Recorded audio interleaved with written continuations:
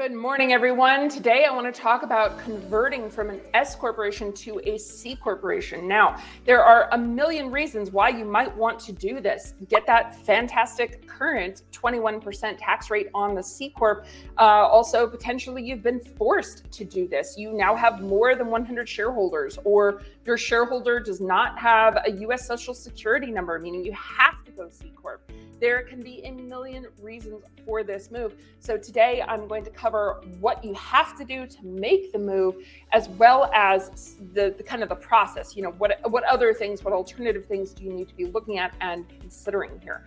Now, of course, Tax Goddess is a tax strategy specialty firm. So we recommend people to switch from S Corp to C Corp, or partnership to C Corp, or C Corp to S Corp. We recommend these kind of changes all the time. What I can tell you, absolutely, dear Tax Goddess family, do not make changes to your entity without consulting a specialist or a strategist first.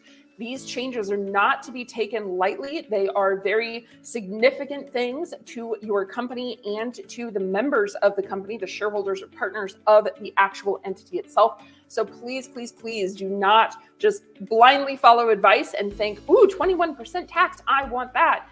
Every type of entity has its good and its bad, its pros and its con, okay? C Corps are great for that 21%. However, it may not be the right move for you. So make sure that you are chatting with your professional, that you are getting all of the information, everything completely decided before you make a move like this.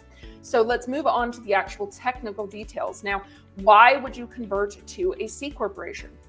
One of the very first reasons, and we see this a ton, is I want that 21% flat tax rate. Now, please understand that 21% flat tax rate is pretty new. That has just come up over the past few years. I would highly recommend that you be cautious about that.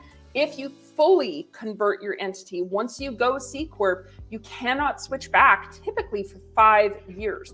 So in the meantime, if the federal government changes the tax rules again to some other percentage or some other rate, like the old rate of 37%, you might be stuck in a pretty nasty spot.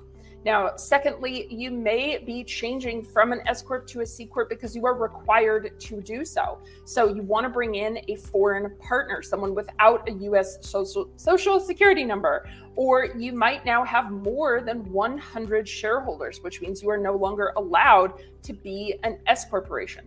So there could be other reasons why you're making this switch. Now, most commonly, to make the switch, once you've decided this is what we want to do, we've talked to our tax strategist, she says it's amazing and this is what we're going to do. When you go to make this modification, you will need to file form 2553. That must be signed by all the shareholders. 100% of the shareholders must sign that form, otherwise it is not valid. You can, and this is kind of cool, a little planning trick here, you can make this retroactive, okay? I have seen this work as far back as 3 years historically, if all of the returns were properly reported as a C Corp. So there are some opportunities here if you failed to file, if you're filing late, if you need to make modifications, or if you just want to go back to the previous year because it's going to be a better tax outcome by doing it just 1 year earlier, but you haven't filed that tax return yet. So there are some opportunities there as well. One of the other major benefits of being a C corporation is that you can choose a fiscal year instead of a calendar year. So you can also play with your income tax and push income into the next year or pull it into the previous year, depending on which way you want to go with it. Now, corporations that do have the December 31st tax year end do need to make a special election to change to a fiscal year. So if you're already in S with that December 31st deadline, you will have to make a special election to change that calendar year, okay? Now, when you do this conversion, the other thing that you must do is you must submit a statement of revocation, okay? Because technically, an S election, it's an election. The S Corp is an S election to become an S Corp. So you do need to submit a statement of revocation to the state service center where your normal tax return is filed. So, for example, if you're on the West Coast, that's going to be Ogden, Utah, okay?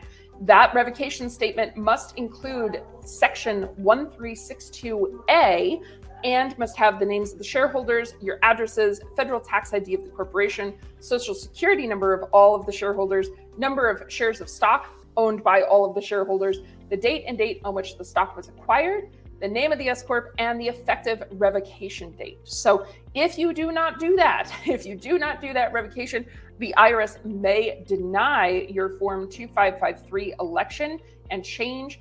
You may also be required to file Form 8832 to make that revocation and or new statement of entity change. So ensure that you are working, each case is kind of different depending on what you have in your situation and what your paperwork looks like, how it's set up, et cetera, et cetera.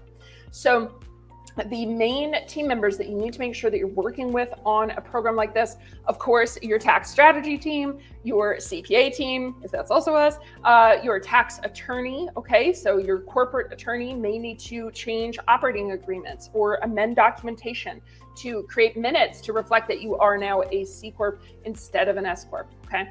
You may also need to discuss this with your insurance broker. There are some changes to insurance programs depending on the type of change that you're making. So if you are looking at reducing your taxes, of course, going from an S-Corp to a C-Corp is a good strategy, but it's not my be-all, end-all. You guys know how I feel about that. I'd much rather kind of spread out the strategic risk across multiple pools. So this may be helpful for you, but please make sure that you're reaching out to your tax strategy team before jumping in and making a change like this. It is rather complicated. So if you have any questions, don't hesitate to reach out. And if you're looking to reduce your taxes to 21%, 10%, 0%, we do it all the time, reach out to us. That is what we do, is we lower people's taxes to their bare legal minimum. So if you have any questions, don't hesitate to reach out to the team and I would be happy to look at your situation and see what we can do for you. So thanks so much and have a wonderful day, everyone. We'll talk to you later. Bye.